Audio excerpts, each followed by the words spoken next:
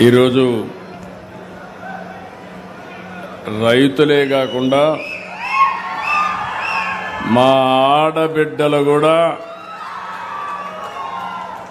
పచ్చ కండువా ఊపుతూ రైతాంగానికి మాకు స్వాగతం పలకడమే కాకుండా రైతుల తరపున పోరాడే మా ఆడబిడ్డల్ని మనస్ఫూర్తిగా అభినందిస్తున్నా. ఈ మీటింగ్ వారికి స్వాగతం పలుకుతున్నా.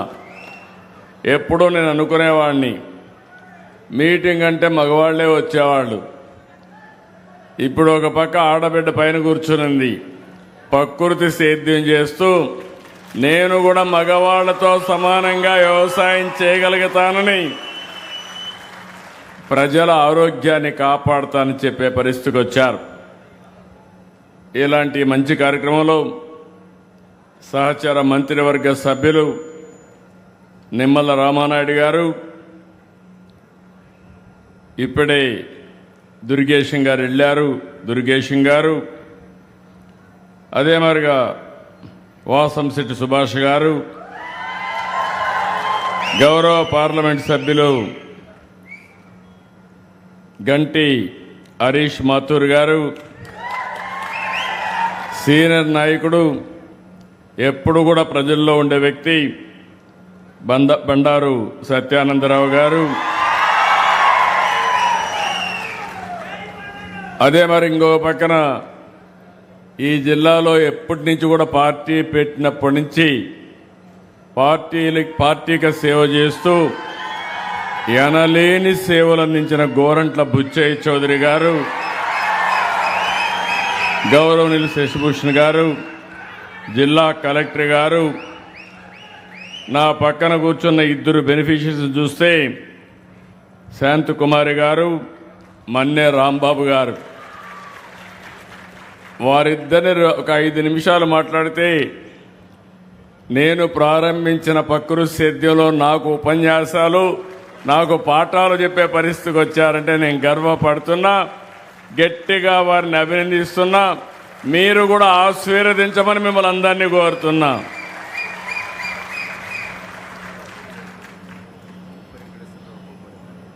అదే మరి ఇక్కడ కొవ్వూరు ఎమ్మెల్యే ముప్పడి వెంకటేశ్వరరావు గారు కూడా ఉన్నారు. తొందరలోనే రాజమహేంద్రవరం పోలవరాన్ని కలుపుతూ అఖండ గోదావరి ప్రాజెక్టుకు నిజ స్వరూపం తీసుకొస్తాం. రేపు రాబోయే సంవత్సరమే మనకు గోదావరి పుష్కరాలు వస్తున్నాయి. ఇదొక చరిత్ర. గోదావరి పుష్కరాల కంటే ముందే పోలవరం పూర్తి చేసి జాతికి అంకితం చేస్తామని ఈ సభలో మీ అందరికీ విజ్ఞప్తి చేస్తున్నా. నేను అందుకనే 3 కార్యక్రమాలకి ఇక్కడికి వచ్చాను. ఒకటి, మీరు చూస్తే గోదావరి డెల్టాకు కీలకమైనటువంటి ధవళేశ్వరం బ్యారేజ్ గేట్లన్నీ ఆధునీకరణ చేయడం, 153 కోట్లు, 117 గేట్లు ఇవి పెట్టడమే కాకుండా పూర్తిగా మరమ్మతులు చేసి ఈ ప్రాజెక్ట్ని కాపాడే బాధ్యత తీసుకున్నాం. ఎప్పుడు ఎన్డీఏ ప్రభుత్వం వచ్చినా, తెలుగుదేశం ప్రభుత్వం వచ్చినా రైతులకు భద్రత, భరోసా ఇచ్చేదానికి ముందుంటాం. అది మీరందరూ ఆశీర్వదిస్తున్నారని చెప్పి కూడా నేను మీకు తెలియజేస్తున్నా. ఒక మంచి పని చేస్తే ప్రజలు ఎట్లా గుర్తుపెట్టుకుంటారో గోదావరి జిల్లాల్లో ఉండే మీరే దానికి ఒక ఆదర్శం. 19వ శతాబ్దం గోదావరిలో నీళ్లు వెళుతున్నాయి, పైన మాత్రం వర్షాలు పడకుండా కరువు, తినేదానికి తిండి లేకుండా బాధపడ్డారు. ఇప్పుడే రామానాయుడు గారు చాలా క్షుణ్ణంగా చెప్పారు. దాంతో మనస్సు చెల్లించినటువంటి కాటన్ 1847, 1852 మధ్య గోదావరిపై ధవళేశ్వరం కట్టారు. ధవళేశ్వరం కట్టి అక్కడి నుంచి మీరు చూస్తే 175 సంవత్సరాలైంది. కానీ నాగరికత ఎక్కడ నీళ్లుంటే అక్కడే ప్రారంభమవుతుంది. గోదావరి డెల్టా దేశానికి అన్నపూర్ణగా మారిందంటే అది కాటన్ చూపించిన చొరవని చెప్పి నేను మీకు తెలియజేస్తున్నా. మీ నిజాయితీ నీతి మీద చూస్తే నేను ఎప్పుడు కూడా గోదావరి జిల్లాలను అభినందిస్తూనే ఉంటాను. మంచి చేస్తే మంచి అంటారు, మంచి చేయకపోతే దగ్గర కూడా చేర్చరు. మీ మనసే మంచి మనసు, మీ ఆలోచనలు కూడా స్వచ్ఛమైనటివి. అందుకే మీరు ఈ రోజు కూడా చూస్తే కాటన్ దొరది ఆయన బ్రిటిష్కి వెళ్ళిపోయినా, బ్రిటిష్ వాళ్ళు వెళ్ళిపోయినా శాశ్వతంగా మీ గుండెల్లో పెట్టుకొని ఊరూరు ఆయన విగ్రహాన్ని పెట్టి పూజిస్తున్నారంటే అది మీకుండే గౌరవభావం. అయితే ఆ రోజు ఆయన చేశారు. తర్వాత రాను రాను ప్రకాశం బ్యారేజీని కూడా నూతనంగా నిర్మాణం చేయాల్సి వచ్చింది. ఏసీ మిత్రా కమిటీ సిఫారసు చేశారు. 1970 నుంచి 80 వరకు నూతన బ్యారేజ్ నిర్మించారు. ఆ రోజు మన నాయకుడు ఎన్టీ రామారావు గారు మొట్టమొదటిసారిగా నూతన బ్యారేజీని ప్రారంభించారు. ఆ విషయం కూడా మనం గుర్తుపెట్టుకోవాల్సిన అవసరం ఉంది. అంత మునుపు ఒక పంటకే నీళ్లు ఇచ్చేవాళ్ళం, అది కూడా కొంత భాగానికే నీళ్లు ఇచ్చేవాళ్ళం. దీనివల్ల 2.9 టీఎంసీ నీళ్లు నిల్వ చేసి 32.28 లక్షల క్యూసిక్స్ వరద తట్టుకునే విధంగా ఆ నిర్మాణం జరిగింది. 10,13,000 ఎకరాలకు సాగునీరు అందించే పరిస్థితి వచ్చింది. ఈస్టర్న్ డెల్టా 2,81,000 ఎకరాలు, వెస్ట్రన్ డెల్టా 5,30,000 ఎకరాలు, సెంట్రల్ డెల్టా 2,100,000 ఎకరాలు. 50 ఏళ్లయింది. గేట్లు, మోటార్లు, ఎలక్ట్రికల్ వ్యవస్థలు దెబ్బతిన్నాయి. 2014లో నేను వస్తానని 32 కోట్ల రూపాయలు శాంక్షన్ చేసి 194 గేట్లు, 64 గేట్లు మరమ్మతులు చేసిన ఘనత ఆనాటి తెలుగుదేశం ప్రభుత్వానికే దక్కింది. మిగిలింది కంటిన్యూగా చేయాల్సిన అవసరం ఉంది. మీ అందరికీ తెలుసు, తర్వాత వచ్చిన ప్రభుత్వం గేట్లు మార్చడమే కాదు, గేట్లు కొట్టుకోబోతే కూడా గేట్లు పెట్టలేని పరిస్థితి, గ్రీస్ వేయలేని పరిస్థితి, ఇలాంటి చాలా సమస్యలు వచ్చి ఇబ్బంది పడే పరిస్థితికి వచ్చారు. ఈరోజు మళ్ళీ మనం వస్తానే ఆధునీకరణ కోసం 13 కోట్ల రూపాయలతో లైడార్ సర్వే కూడా విజయవంతంగా నిర్వహించాం. ఈరోజు మీరు చూస్తే 2027కే పూర్తి చేసే విధంగా, 9 నెలల్లో పూర్తి చేసే విధంగా అన్ని గేట్ల నిర్మాణానికి ఈరోజు ముందుకు పోయామని చెప్పి కూడా నేను మీకు తెలియజేస్తున్నా. మీ అందరికీ ఒకటే హామీ ఇస్తున్నా. ఇప్పుడే నేను మాట్లాడాను, రాబోయే పుష్కరాల కంటే ముందు గోదావరి బ్యారేజీకి గేట్లు పెట్టే బాధ్యత ఈ ప్రభుత్వానిదని మరొకసారి మీ అందరికీ విజ్ఞప్తి చేస్తున్నా. ఇదొక చరిత్ర అయితే, ఇంకొక చరిత్ర నేరుగా నేను గోదావరి ప్రాజెక్టు దగ్గరికి వెళ్తున్నాను, పోలవరం ప్రాజెక్టు దగ్గరికి వెళ్తున్నాను. ఈ ప్రాజెక్టు కూడా మీరు గుర్తుపెట్టుకోవాలి. రేపు రాబోయే రోజుల్లో ఈ ప్రాజెక్టు పూర్తయితే గోదావరి జిల్లాలకు ఇంకా నీటి ఎద్దడే ఉండదు. శాశ్వతంగా నీటి సమస్య పరిష్కారం అవుతుంది. అందుకే మీరు ఒక్కసారి చూస్తే పోలవరాన్ని ఆంధ్రప్రదేశ్ జీవనాడిగా నేను భావించి 72% పనులు పూర్తి చేశాం. ఇంకొక పక్కన మనం వెళ్లే నాటిగా మనమే కానుంటే 2021కి పోలవరం పూర్తయ్యేది. ఈరోజు మీరు ఒక్క విషయం గుర్తుపెట్టుకోవాలి, కాటన్ కట్టిన ప్రాజెక్టుల వల్ల ఈరోజు ఈ ప్రాంతం దేశానికి అన్నం పెట్టే పరిస్థితి వచ్చింది. మీ అందరి అనుమతితో ఆ రోజు నేను పట్టిసీమ ప్రారంభించాం. ఈ నీళ్లు కృష్ణా డెల్టాకు తీసుకెళ్ళాం. కృష్ణా డెల్టాలో వాడే నీళ్లు శ్రీశైలం నిల్వ చేసి రాయలసీమకిచ్చాం. ఆ ఒక్క నిర్ణయం రాయలసీమ దశ దిశ మారిపోయింది. కియా మోటార్స్ వచ్చింది. నేను అక్కడ మైక్రో ఇరిగేషన్ పెట్టాను. ఇంకో పక్క అక్కడ ఇచ్చిన నీళ్లు 1 ఎకరాకు మామూలుగా వాడే నీళ్లు 2.5-3-4 ఎకరాలకు వాడారు. ఈరోజు హార్టికల్చర్ పెట్టారు. హార్టికల్చర్ పెడితే రాష్ట్రానికి అత్యధిక తలసరి ఆదాయం జిల్లా లింగాల జిల్లాగా తయారయ్యే లింగాల మండలం తయారయ్యే పరిస్థితి వచ్చింది. అంటే మీరందరూ గుర్తుపెట్టుకోవాలి, ఏ నాయకుడైనా మంచి పనులు చేస్తే ప్రజల దశ దిశ మారుతుంది, మీ జీవన ప్రమాణాలు పెరుగుతాయి. నేను ఒక్కసారి మీరు గుర్తుపెట్టుకోండి, ఒకప్పుడు ఈ ప్రాంతంలో వరి పంట వేస్తే గిట్టుబాటు లేదని పంట హాలిడేగా కూడా మీరు డిక్లేర్ చేసిన రోజులు గుర్తుపెట్టుకోవాలి. ఆ తర్వాత నేను అప్పుడు తిరిగాను. ఈ రోజు నేను అడుగుతున్నా, ఇక్కడే నేను మీకు ధర రాలేదంటే ఇక్కడే బస చేసి తణుకులో 16 కిలోమీటర్లు పాదయాత్ర చేసి మీకు సంఘీభావాన్ని తెలియజేశా. ఈరోజు నేను రైతాంగాన్ని అడుగుతున్నా, 24 గంటల నుంచి 48 గంటల్లో రైతు ధాన్యం ఇచ్చిన వెంటనే మీ అకౌంట్లో డబ్బులు వేసే బాధ్యత ఈ ప్రభుత్వం తీసుకున్నాం. నేను మా మిత్రుడు పవన్ కళ్యాణ్ గారు, జనసేన, తెలుగుదేశం పార్టీ, బీజేపీ 3 పార్టీలు కలిశాం. ఆ రోజు ఒకే మాట చెప్పాం, రాష్ట్రాన్ని పునర్నిర్మాణం చేయాలి, విధ్వంసం నుంచి వికాసం వైపు నడిపిస్తానని చెప్పాం. ఆ మాట నిలబెట్టుకున్నాం.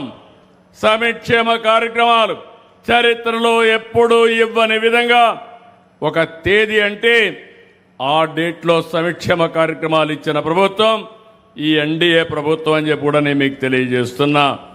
మొన్ననే అన్నదాత సుఖీభవ ఇచ్చాం. ఈ నెల మళ్ళా సిద్ధమయ్యాం. మా ఆడబిడ్డలకి తల్లికి వందనం కింద ఎంతమంది పిల్లలుంటే అంతమందికి 15,000 రూపాయలు మీ అకౌంట్లో వేసే బాధ్యత ఈ ప్రభుత్వం తీసుకుంటున్నాం. మొదలు తారీఖున పేదల సేవ 4,000, 6,000, 10,000, 15,000 నేను ఛాలెంజ్ చేసి అడుగుతున్నా. ఒక భారతదేశంలోనే కాదు, ప్రపంచంలో ఎక్కడ కూడా ఇవ్వని విధంగా సంక్షేమ కార్యక్రమాలు ఇచ్చాం. ఈరోజు ఒక పక్క సంక్షేమ కార్యక్రమాలు ఇచ్చాం, ఇంకో పక్క అభివృద్ధిని పరిగెత్తిస్తున్నాం.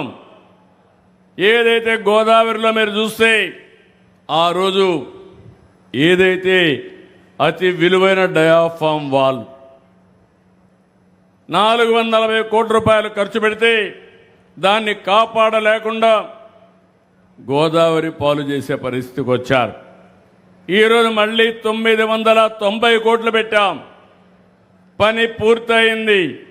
ఇప్పటికి 89% పనులు పూర్తయినాయి. నేను ఈరోజు హామీ ఇస్తున్నా, రేపు మార్చి లోపల పనులు చేసి నిర్వాసులందరూ ఆనందంగా ఉండేట్టుగా చేసి ఆ ప్రాజెక్టుని జాతికి అంకితం చేస్తామని మరొక్కసారి మీ అందరికి విజ్ఞప్తి చేస్తున్నా. అలాంటి విలువైన ప్రాజెక్టు దీనికోసం మీరు చూస్తే 2 ఏళ్లలో 24,000 కోట్ల రూపాయలు సాగునీటి కోసం ఖర్చు పెట్టాం. మొన్నే తుంగభద్ర గేట్స్ కొట్టుకోకపోతే 36 గేట్లు మళ్ళీ రిపేర్ చేసి అవన్నీ కూడా పూర్తి చేశాం. ఇప్పుడే పట్టిసీమ విషయం చెప్పాను. ఈ పట్టిసీమ వల్ల జీవితాలు మారిపోయే పరిస్థితి వచ్చింది. 12 ఏళ్లకు ఒకసారి గోదావరి పుష్కరాలు వస్తాయి. 2 పుష్కరాలు నేనే చేశా ముఖ్యమంత్రిగా. మళ్ళీ 3వ పుష్కరాలు, మళ్ళీ రాబోయే సంవత్సరం గోదావరి పుష్కరాలు అత్యంత వైభవంగా చేసే బాధ్యత ఈ ప్రభుత్వం తీసుకుంటుందని చెప్పి నేను మీకు అందరికీ తెలియజేస్తున్నా. ఎందుకు నేను ఈ మాట వాడుతున్నానంటే, మనమందరం కూడా నదులను పూజించడం, ప్రకృతితో అనుసంధానం కావడం మన వారసత్వం, మన సంస్కృతి. అలాంటిది మొట్టమొదటిసారిగా నిర్వహించినప్పుడు ఘనంగా ఎక్కడికక్కడ ఘాట్లన్నీ కట్టాం. నేను ఈరోజు ఇంకొక విషయం కూడా మీరు గుర్తుపెట్టుకోవాల్సింది, ఒక పక్కన రాజమహేంద్రవరం పేరు కూడా పోయిన పుష్కరాలు నేనే పెట్టా, ఇంకొక పక్క కొవ్వూరు, ఇంకొక పక్క పోలవరం వరకు వెళ్తే పోలవరం కూడా నా పూర్వజన్మ సుకృతంగా భావిస్తున్నా. ఆ ప్రాజెక్ట్ని స్పీడ్గా అమలు చేయడమే కాకుండా పూర్తి చేసి జాతికి అంకితం చేసే అదృష్టం నాకు రావడం ఇది ఒక అదృష్టంగా నేను భావిస్తున్నా. ఈ సందర్భంలో నిన్న నేను ముంబాయికి వెళ్ళి డిప్యూటీ సీఎం పవన్ కళ్యాణ్ గారిని కలిసి వచ్చాను. ఆయన భుజానికి ఆపరేషన్ అయింది. ఎందుకంటే ఆయనకు ఫ్యాన్స్ ఎక్కువగా ఉంటారు. ఎక్కడికి బయట వచ్చినా తోపుళ్ళు కూడా అట్నే ఉంటాయి. ముందుకు లాగడం మా రాజకీయ నాయకులకు అందరికీ ఉంటాయి, ఆయనకి ఇంకొంచెం ఎక్కువగా ఉంటాయి. దాంతో భుజం కూడా కొంత దెబ్బతినడం, ఆపరేషన్ చేసుకున్నారు, ఫాస్ట్గా కోలుకుంటున్నారు. నేను ఇప్పుడే పనికి వస్తానంటే కాదు జాగ్రత్తగా చూసుకో. రాజకీయం ముఖ్యం, అదే సమయంలో ఆరోగ్యం కూడా ముఖ్యం. ఆరోగ్యం బాగుంటే ఇంకా బాగా పనిచేసే అవకాశం వస్తుందని చెప్పాను. తొందరలోనే ఇంకా ఒక 3 రోజులు అక్కడే ఉండాలి. తొందరలో వస్తాడు. ఆయన, నేను, నరేంద్ర మోడీ గారు ఒకటే ఆలోచిస్తున్నాం. నరేంద్ర మోడీ గారు ప్రధానమంత్రిగా 2047కు భారతదేశాన్ని వికసిత్ భారత్గా తయారు చేయాలనేది లక్ష్యం. నేను, పవన్ కళ్యాణ్ గారు 2047కి స్వర్ణ ఆంధ్రప్రదేశ్గా తయారు చేయాలనేది మా లక్ష్యం. అందుకే 36 ప్రాజెక్టుల్ని పూర్తి చేస్తున్నాం. నాకెప్పుడు కూడా గోదావరి జిల్లాలంటే ఇప్పుడే కాదు, మొదటి నుంచి కూడా నా రాజకీయ జీవితంలో గోదావరి జిల్లాలు ఎప్పుడు కూడా నన్ను ఆశీర్వదించాయి. ఎంత నమ్మకం అంటే, ఒకప్పుడు తూర్పు గోదావరి జిల్లా సమైక్య జిల్లా, హరికేన్ తుఫాన్ వచ్చింది, 10 రోజులు ఇక్కడే ఉన్నా. మళ్ళీ పునరావాసం కల్పించి మిమ్మల్ని అందరినీ బాగా చేసిన తర్వాతనే తిరిగి హైదరాబాద్ సెక్రటరియట్కి వెళ్ళాను. ఇక్కడే రాజమండ్రి ఆర్డీఓ ఆఫీసే నా సెక్రటరియట్ ఆ రోజు. అది చేసి 21 అసెంబ్లీ సీట్లు వస్తే 99లో 20 అసెంబ్లీ సీట్లు గెలిపించిన ఏకైక జిల్లా గోదావరి జిల్లా. అంటే మంచి చేస్తే మీరు ఎప్పుడు మాతోనే ఉంటారు. ఎమ్మెల్యే మంచి చేస్తే ఎక్కువ ఓట్లేస్తారు. అదే మరి పార్టీ మంచి చేస్తే ఆ పార్టీని ఆశీర్వదిస్తారు. నా ఆలోచన ఒకటి మీరు గుర్తుపెట్టుకోవాలి. విభజన జరిగింది, కొంత నేనే హైదరాబాద్ని, సైబరాబాద్ని అభివృద్ధి చేశాను.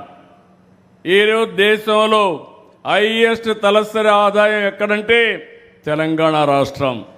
దానికి కారణం ఏంటంటే సైబరాబాద్ నగరం. అది నాలెడ్జ్ ఎకానమీకి కేంద్రంగా తయారైంది. అదే సమయంలో విభజన జరిగిన తర్వాత నేను ఎప్పుడు ఆలోచించేవాడిని, నేను చేసిన ఒక నగరం తెలంగాణకి వెళ్ళింది, మంచిది, అక్కడుండే వాళ్ళు బాగుపడ్డారు, ఇక్కడుండే వాళ్ళని కూడా బాగు చేయాలి, వారితో సమానంగా పైకి తేవాలన్నది నా జీవిత ఆశయమని మరొకసారి మీ అందరికీ విజ్ఞప్తి చేస్తున్నా. అందుకే ఎప్పుడు ఆలోచించినా 24 గంటలు అదే ఆలోచిస్తూ ఉంటాను. అందుకే మీరు ఒకసారి చూస్తే గోదావరి జిల్లాలో వరి పంట కూడా రాను రాను డిమాండ్ తగ్గిపోయే పరిస్థితి వచ్చింది. దానికి కారణం ఆహారపు అలవాట్లు మారిపోతున్నాయి. కార్బోహైడ్రేట్స్ తినడం లేదు. ప్రతి ఒక్కరూ ఈరోజు ప్రోటీన్ తినే పరిస్థితికి వచ్చారు. ఇక్కడ పండే వరికి ధాన్యానికి ధర తగ్గే పరిస్థితి వస్తూ ఉంది. మనం పండించిన చేపలకు ధర పెరిగే పరిస్థితి వచ్చింది. కానీ ఈ మధ్య కాలంలో యుద్ధ ప్రభావం వల్ల కొంతవరకు ఇబ్బందులు కూడా వచ్చాయి. నేను ₹1.50 ప్రతి రైతుకు రైతుకు కరెంట్ ఇచ్చానంటే అది వాళ్ళ పైన ఉండే ప్రేమని మరొక్కసారి మీ అందరికీ తెలియజేస్తున్నా. ఈరోజు మెట్ట ప్రాంతాలు ఉన్నాయి. ఈరోజు మెట్ట ప్రాంతాల్లో మనమే పామాయిల్ వేసాం. ఎన్టీ రామారావు గారు ఉన్నప్పుడు మొట్టమొదటిసారిగా వేస్తే దాన్ని ముందుకు తీసుకుపోతున్నాం. ఒకప్పుడు డెల్టా ఎక్కువ ఆదాయం వస్తే ఇప్పుడు మెట్ట ప్రాంతం ఎక్కువ ఆదాయం వచ్చే పరిస్థితికి వచ్చింది. మధ్యలో మళ్ళీ ఇంటర్ కల్టివేషన్ కోకో వేసాం. ఈరోజు నేను గర్వపడుతున్నా, ప్రపంచానికి కోకో ఉత్పత్తి చేసే రాష్ట్రంగా ఆంధ్రప్రదేశ్ రాష్ట్రం తయారవుతా ఉంది. దీనివల్ల ఇక్కడనే కోవూరులో తొందరలోనే చాక్లెట్స్ అన్ని తయారు చేయడానికి కోకో క్లస్టర్ ఒక సిటీ కూడా ఏర్పాటు చేస్తున్నామని చెప్పి మీ అందరికీ విజ్ఞప్తి చేస్తున్నాను. ఇలాంటివన్నీ ఉంటే ఇప్పుడు ఈ యొక్క గోదావరి పుష్కరాలకి ఇక్కడే మా మంత్రి నారాయణ గారు కూడా ఉన్నారు. దగ్గర దగ్గర 1200 కోట్లు ఒక మున్సిపాలిటీలో ఖర్చు పెడతారు. రోడ్లు వేస్తాం. మళ్ళీ ఈ ప్రాంతాన్ని ఒక మంచి నగరంగా తీర్చిదిద్దడమే కాకుండా ఈ ప్రాంతంలో టూరిజాన్ని అభివృద్ధి చేయడానికి ఎన్ని అవకాశాలు ఉన్నాయో అన్ని అవకాశాలు ఉపయోగించి ప్రమోట్ చేస్తామని చెప్పి కూడా నేను మీకు తెలియజేస్తున్నా. అయితే నేను ఒక్క విషయం మీరు గుర్తుపెట్టుకోవాలి, మంచి చేస్తే నేను కూడా స్వాగతిస్తాం. ఒకవేళ మేమేమైనా పొరపాటు చేస్తే విమర్శిస్తే సరిదిద్దుకోవడానికి సిద్ధంగా ఉన్నాం. కానీ ఈరోజు రాష్ట్రంలో జరిగేది మీరు చూస్తే ఎక్కడా సమస్యలు లేవు. వీళ్ళకి ఏమీ చెప్పలేరు, విమర్శించలేరు. దీనికోసం కులాల మధ్య మతాల మధ్య చిచ్చు పెట్టే పరిస్థితికి వస్తున్నారు. మొన్నటి వరకు రాష్ట్రంలో గంజాయి పెంచే పరిస్థితికి వచ్చారు. ఏజెన్సీ ఏరియాలో గంజాయి పంటను పండించే పరిస్థితికి వచ్చారు. ఈ ప్రభుత్వం చాలా స్పష్టంగా ఉన్నాం. ఎవడైనా గంజాయి తాగి బయట వస్తే అదే చివరి రోజుగా గంజాయి బ్యాచ్ను అణిచేయడానికి ఈ ప్రభుత్వం సిద్ధంగా ఉన్నామని మరొకసారి మీ అందరికీ విజ్ఞప్తి చేస్తున్నా. ఈగల్ టీమును పెట్టాం. ఇంకో పక్క బ్లేడ్ బ్యాచ్లు కూడా రౌడీజం చేసే పరిస్థితికి వచ్చారు. నేను ఒకే మాట చెప్పాను, మా ఆడబిడ్డలకు రక్షణగా నేను ఉంటాను. ఎవరైనా మా ఆడబిడ్డల జోలుకొస్తే అదే చివరి రోజు గుర్తుపెట్టుకోమని హెచ్చరించాం. అమలు చేసి నిరూపిస్తాం. కానీ నాకు వచ్చిన సమస్య రౌడీలతో సమస్య లేదు, బ్లేడ్ బ్యాచ్తో సమస్య లేదు, గంజాయి బ్యాచ్తో సమస్య లేదు. కానీ కొత్త బ్యాచ్ ఒకటి వచ్చింది. ఎవరయ్యా? గొడ్డలి పార్టీ. ఈరోజు మీరు చూడండి, ఎవరైనా సరే ఎంత ధైర్యంగా ఉన్నా మన ఇంట్లో ఆడవాళ్ళ గురించి క్యారెక్టర్ అసాసినేషన్ చేస్తే కుంగిపోతాం. ఇటీవల పవన్ కళ్యాణ్ గారు ఆయన కుటుంబ సభ్యులపైన అసభ్యంగా పెట్టే పరిస్థితికి వచ్చారు. మాట్లాడితే ఎవరైతే పెట్టారో ఆయన్ని సపోర్ట్ చేసే పరిస్థితికి వచ్చారు నాయకులు. అంటే ఎక్కడికి మీ ఇంట్లో కుటుంబం లేదా? మీ ఇంట్లో ఉండే ఆడబిడ్డలకు రక్షణ అవసరం లేదా? అంటే ఏమనుకుంటున్నారు మీరు? వీళ్ళు ఇక్కడ ఉండరు, ఎక్కడో ఉంటారు. యూట్యూబ్ కానీ, ఇన్స్టాగ్రామ్ కానీ, ట్విట్టర్ కానీ ఇలాంటి అనేక వేదికలు పెట్టుకొని ఇష్టానుసారంగా తప్పుడు వార్తలు అయితే కండెమ్ చేస్తాం. క్యారెక్టర్ అసాసినేషన్ ఇది ప్రమాదకరమైన పరిస్థితి. నేను అందుకే మిమ్మల్ని కోరుతున్నా, మేము సుపరిపాలన ఇచ్చినంత వరకు నేను ఒకటే చెప్తున్నా. ఈరోజు గోదావరి జిల్లాలో చూశాను, మొన్న ఎన్నికల్లో చూస్తే ఒక్కొక్క మెజారిటీ కళ్ళు అదిరే మెజారిటీ ఇచ్చారంటే అది మీకు ఈ కూటమి పైన ఉండే అభిమానం. ఎక్కడో స్టూడియోలు పెడతారు, ఎక్కడో కార్యాలయాలు పెడతారు.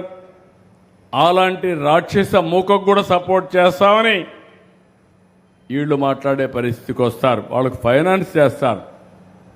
మీరు కూడా గుర్తుపెట్టుకోవాలి, నేను ఎన్నోసార్లు మీకు ఒక మాట చెప్పాను, ఈ యొక్క గంజా ఇది మాత్రం అన్ని నేను కంట్రోల్ చేస్తాను కానీ కొంచెం టైం పడుతుందని. గంజాయికి అలవాటు పడ్డా, డ్రగ్స్కి అలవాటు పడ్డా వాళ్ళు మన చేతుల్లో ఉండరు. వాళ్ళని కంట్రోల్ చేసుకోవాలన్నా కంట్రోల్ చేసుకోలేకుండా అడిక్ట్ అయిపోతారు. అలాంటి వారితో పోరాడి మళ్ళీ మెయిన్ స్ట్రీమ్కి తేవాలని మనం ఆలోచిస్తే అలాంటి వాళ్ళకి పూర్తిగా సపోర్ట్ చేస్తూ ఇలాంటి కార్యక్రమాలు చేసే పరిస్థితికి వచ్చారు. నేను ఒకటే మిమ్మల్ని అందరినీ కోరుతున్నా, గడిచిన ప్రభుత్వం చేసిన తప్పులన్నీ కరెక్ట్ చేస్తూ వస్తున్నాం. 2 ఏళ్ల నుంచి కేంద్రం ఇచ్చే 90 స్కీముల్ని వాడుకోకుండా ఎక్కడికక్కడ నిర్వీర్యం చేశారు. మళ్ళీ నేను అవన్నీ స్ట్రీమ్లైన్ చేసి వాడుకునే పరిస్థితికి వచ్చాం. నిన్ననే పవన్ కళ్యాణ్ గారి మంత్రి దీంట్లో జేజేఎం 28,000 కోట్ల రూపాయలు ఇంటింటికి కొళాయి పెట్టడానికి వస్తే దాన్ని కూడా వాడుకోకపోతే మళ్ళీ స్ట్రీమ్లైన్ చేసి మొన్నే టెండర్లు పిలిచాం. అవన్నీ కానీ వస్తే గ్రామీణ ప్రాంతాల్లో 80 నుంచి 90% వరకు ఇంటింటికి కొళాయితో నీళ్ళు ఇచ్చే పరిస్థితి వస్తుంది. పట్టణ ప్రాంతంలో అమృత్ ద్వారా నారాయణ గారి ఆధ్వర్యంలో కొన్ని వేల కోట్ల రూపాయలు ఖర్చు పెట్టి 2.5-3 సంవత్సరాల్లో ప్రతి ఇంటికి కూడా కొళాయి ద్వారా నీళ్ళు ఇచ్చే బాధ్యత, ట్యాప్ ద్వారా నీళ్ళు ఇచ్చే బాధ్యత కూడా తీసుకున్నామని చెప్పి నేను మీకు తెలియజేస్తున్నా. ఏదైతే ఈరోజు మీరు చూస్తే ఇన్సూరెన్స్, రైతులు కట్టవలసిన ఇన్సూరెన్స్ కూడా కట్టకపోతే ఈరోజు ఆ ఇన్సూరెన్స్ కూడా రెగ్యులరైజ్ చేశాం. జూలై 6, 2022 జీవో కూడా ఇష్యూ చేశాం. ఇంకొక పక్కన దీన్నన్నీ కూడా ఎప్పటికప్పుడు ప్రజల్లో కూడా అప్రమత్తం చేస్తున్నాం. ఈ సంవత్సరం రెండో విషయం కూడా మీరు గుర్తుపెట్టుకోవాలి, ఎల్నినో వచ్చింది, వాతావరణంలో మార్పు వచ్చాయి. ఒక భారతదేశంలో కాదు, ప్రపంచం మొత్తం వచ్చింది. మన దగ్గర ఇప్పటికీ 25% వర్షపాతం తక్కువ పడింది. గోదావరి ఇప్పటి వరకు బ్రహ్మాండంగా ప్రవహించవలసిన గోదావరి నీళ్లు రాని పరిస్థితి. కృష్ణా ఇప్పటికే పరవళ్లు తొక్కవలసిన కృష్ణా నీళ్లు రాని పరిస్థితి. అంటే దీన్ని బట్టి మనం గుర్తుపెట్టుకోవాల్సింది, దేశంలో చాలా నదుల్లో ఈ సమస్య ఉంది. యూరోప్లో కూడా మామూలుగా ఐసు కురిసే ప్రాంతాల్లో 46-47 డిగ్రీల టెంపరేచర్కి వెళ్ళిపోయింది. వాళ్ళు రోడ్డు మీద నీళ్లు పెట్టే పరిస్థితికి వచ్చారు, చల్లబరిచే పరిస్థితికి వచ్చారు. అదే మరి ఎక్కడెక్కడ స్ప్రింక్లర్లు పెట్టే పరిస్థితికి వచ్చారు. టైర్లన్నీ కూడా కరిగిపోయే పరిస్థితికి వస్తున్నాయి. ఇంకొక రైల్వే ట్రాక్ కూడా మెల్ట్ అయ్యే పరిస్థితికి వస్తూ ఉంది. ఇదంతా కూడా మన చేతుల్లో ఉంది. అందుకే నేను జలధార, ప్లాంటేషను, ఎన్విరాన్మెంట్ని కాపాడుకోవడానికి సర్క్యులర్ ఎకానమీ చాలా కార్యక్రమాలు తెచ్చాం. ఇవన్నీ కూడా మీరు గుర్తుపెట్టుకొని ఎక్కడికక్కడ సపోర్ట్ చేయాల్సిన అవసరం ఉంది. ఇక్కడికి వచ్చినప్పుడు నాకు ఎప్పటి నుంచో కోరిక, ఈ పిచ్చుకల్ లంక 65 ఎకరాలు, బొజ్జర్ల లంక 100 ఎకరాలు, ఈ 2 చేయగలిగితే టూరిజం మొత్తం ఇక్కడ అదిరిపోయే టూరిజాన్ని ప్రమోట్ చేసే అవకాశం ఉంటుంది. తప్పకుండా చేసే బాధ్యత తీసుకుంటాం. ఇప్పుడే మంత్రి గారు చెప్పినప్పుడు ఇవి చేయమని చెప్పి కోరారు, డెఫినెట్గా చేస్తాను. ఇంకో పక్కన సత్యానందరావు గారు ఇంకొక గోదావరి డెల్టా వ్యవస్థ ఆధునీకరణ, రామానాయుడు గారు మంత్రి, ఈ జిల్లా వాసే. ఈ గేట్లు పెట్టడమే కాదు, ఎంత అవుతుందో ఎస్టిమేట్స్ తయారు చేయమన్నాం. రాబోయే 3-4 సంవత్సరాల్లో చివరి భూములకు సుజావుగా నీళ్లు పోయేట్టుగా, ఎక్కడ కూడా మురుగును నిలవకుండా ఉండే వ్యవస్థకి శ్రీకారం చుడతాం. తప్పకుండా చేస్తామని మరొక్కసారి హామీ ఇస్తున్నా.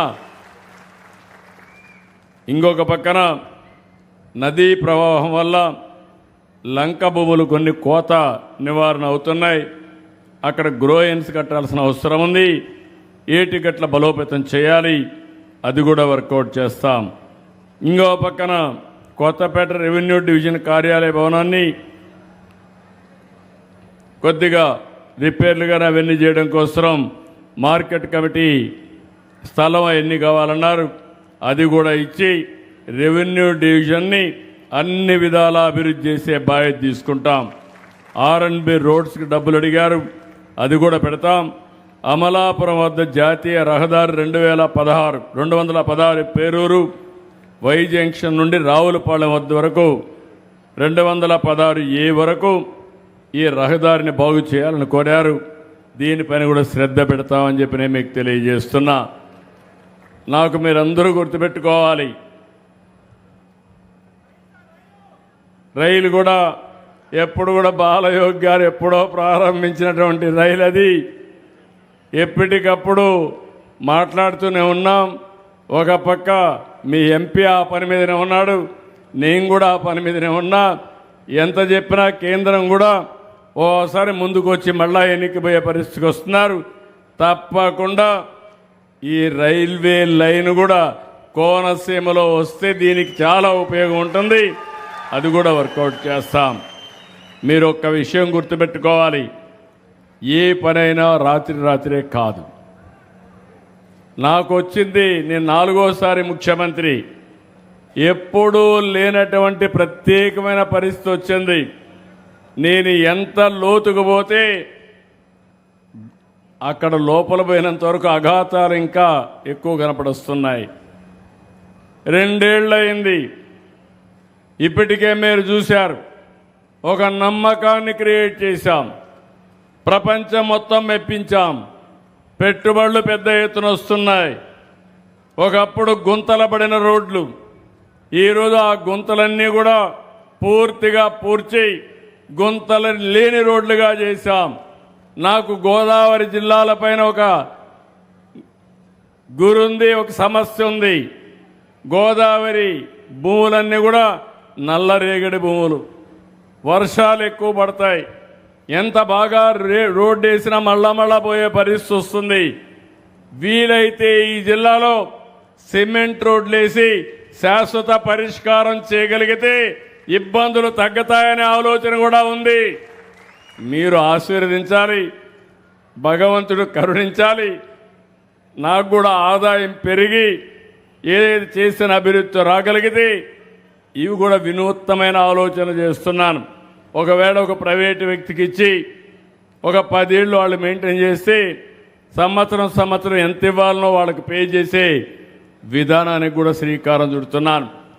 ఏది ఏమైనా మళ్ళీ మీకు విజ్ఞప్తి చేస్తున్నా, గోదావరి జిల్లాల పైన ఒకప్పుడు 2 జిల్లాలు, ఇప్పుడు 5 జిల్లాలు, 5 జిల్లాలని అన్ని విధాలా అభివృద్ధి చేసే బాధ్యత ఎన్డీఏ ప్రభుత్వానిదని మరొక్కసారి హామీ ఇస్తూ, ఇక్కడికి వచ్చినప్పుడు మీరు చూపించిన అభిమానానికి పేరున అభినందనలు. ఈ రోజు నుంచి నేను రెగ్యులర్గా నేను కానీ డిప్యూటీ సీఎం కానీ పుష్కరాల పనులు కూడా సమీక్షలు చేస్తాం. ఒక నిర్దిష్టమైన టైం బౌండ్ ప్రోగ్రాం ఇస్తాం. దీనితో మళ్ళీ రాజమహేంద్రవరానికే కాకుండా పరిసరాల్లో ఉండే మున్సిపాలిటీలకి పూర్వ వైభవం తీసుకొస్తామని మరొక్కసారి అందరికీ హామీ ఇస్తూ అందరికీ నమస్కారాలు. జై హింద్, జై జన్మభూమి, జై తెలుగు తల్లి.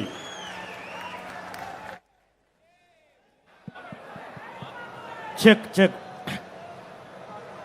మనందరి కోసం చెక్ చెక్